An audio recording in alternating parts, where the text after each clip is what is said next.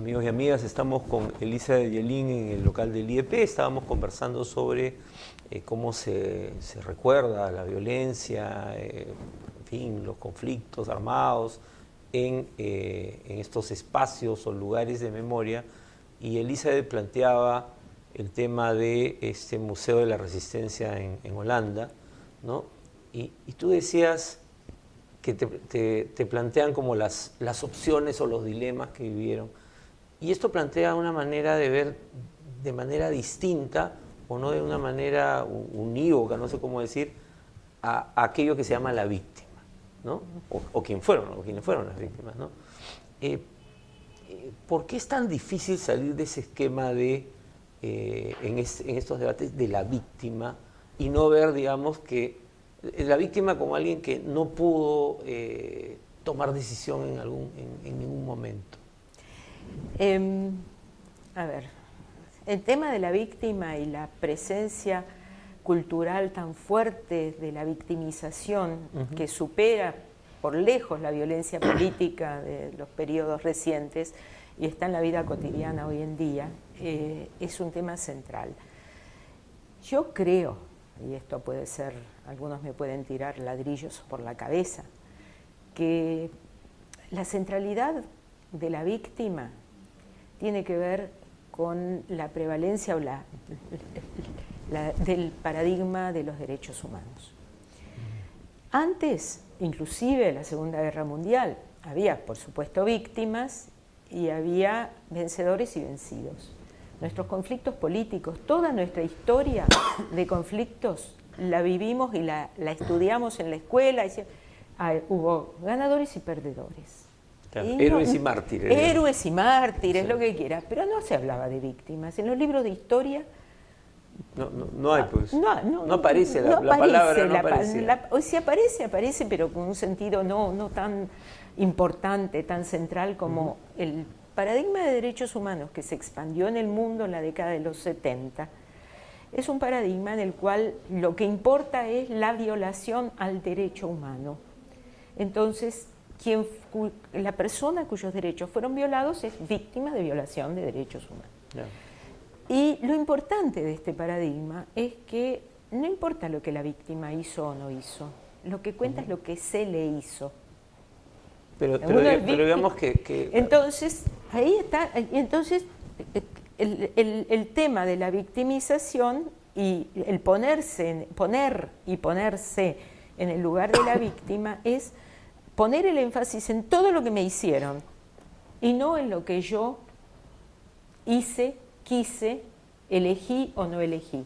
Hubo muchísimas veces en que no había elección, no había posibilidad. Pero eso, o sea, entendiendo que hay que hacer justicia o que esa es la aspiración central, termina empobreciendo, digamos, a este mismo personaje, porque hay una vida detrás de esas víctimas y no solamente es el hecho de la tortura, la desaparición o el drama que significó la pérdida de esa vida, ¿no? Se pierde la noción de víctima, pierde la noción de actor, se pierde ahí. Y cuando digo que se traslada a la vida cotidiana hoy en día es porque si miramos la televisión, un noticiero, y están hablando que hubo un tiroteo, que la violencia institucional afectó, y entonces, ¿qué vemos? Vemos una madre, especialmente mujeres, llorando, que por supuesto que hay mucho dolor y mucho llanto, pero se oculta todo lo otro que esa persona o ese grupo puede estar haciendo y se lo coloca en una posición de indefensión. Termina despolitizándose en realidad. Bueno, ni que hablar de la despolitización, ahí empieza, porque si no importa lo que yo quise o hice, sino lo que me hicieron, quiere decir que mi postura en el mundo, mis ideas, mis prácticas no sirven, no tienen lugar, solo tiene lugar lo que me hicieron a mí. Yo creo que estamos en algunos lugares, yo estoy viendo, no siempre de la manera más productiva, una revalorización del actor, de lo que la gente hizo y quiso. Y en un sentido está bien que lo haga. Que es una perspectiva más humana, más además. humana, darles ¿no? humanidad, porque si no, pero lo que pasa es que también al mismo tiempo hay una especie de instrumentalización.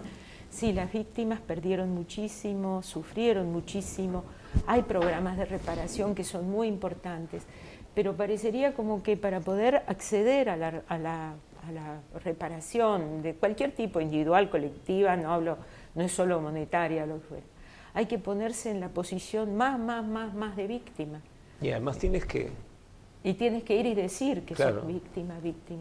Entonces, y mantenerte en ese rol, además. Exacto. ¿no? O sea, es como que ya un rol que no puedes dejar. Yo conozco en Argentina, tengo amigas y colegas muy cercanas y conozco muchas situaciones de gente que dijo: yo no quiero ser víctima, yo quiero...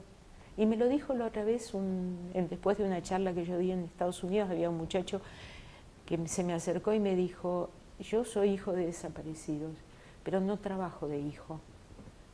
Yo soy economista y ¿cómo hago para no salir de la posición, no salir totalmente, pero no vivir la vida desde esa identidad como que dominando todo lo que hago y dejo de hacer? Inclusive en ese caso, esta persona decía: tengo que hacer algo con el dinero, me están dando reparaciones y reparaciones que yo no necesito.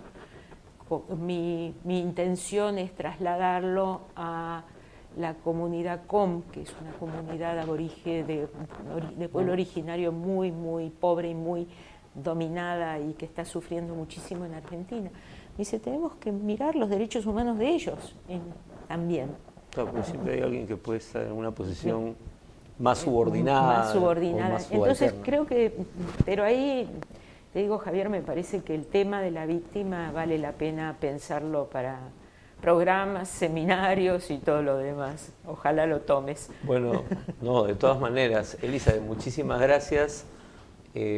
Has puesto un tema que me parece central justamente en el debate, no solo del lugar de la memoria, el debate sobre el posconflicto, la justicia transicional, y vamos a seguir en el Arriero seguramente conversando, y la próxima vez que vengas seguramente vamos a continuar con esta reflexión. Muchísimas gracias. Bueno.